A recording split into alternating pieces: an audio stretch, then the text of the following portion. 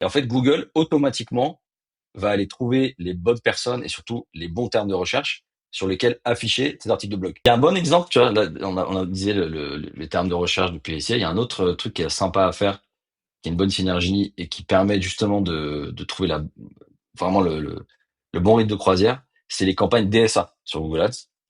Je sais pas si tu connais, c'est Dynamic Pas du Search tout. Ads. Et en fait, tu peux faire des campagnes qui vont aller récupérer automatiquement ou non d'ailleurs, tu peux définir des URL si tu veux, tes articles de blog.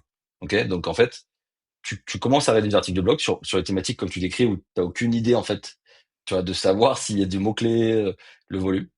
Tu écris tes articles vraiment juste avec ta connaissance métier, très deep, etc. Tu actives les campagnes Google Ads DSA qui vont du coup aller récupérer tes articles de blog. Et en fait, Google automatiquement va aller trouver les bonnes personnes et surtout les bons termes de recherche sur lesquels afficher tes articles de blog.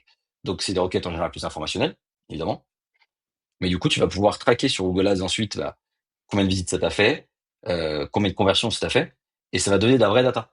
Et cette data-là, après, tu vas te dire, ah ok, bah attends, si ça marche sur Google Ads, je vais vraiment miser sur ces articles de blog-là, je vais les retravailler, je vais aller les retravailler pour le GEO, je vais commencer à les suivre sur mon disposition, etc. Les articles de blog qui sont jamais pris en compte par Google, qui génèrent aucune visite et aucune conversion. Quand je dis conversion, ça peut même être les mail, hein, c'est pas forcément monétaire.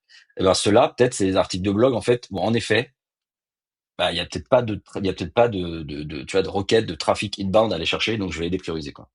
Donc ça, c'est pour ça que c'est intéressant aussi de potentiellement activer, tu vois, le Google Ads avant, ou en tout cas avant de lancer les backlinks et le géo, c'est que ça va te donner ce genre d'insight.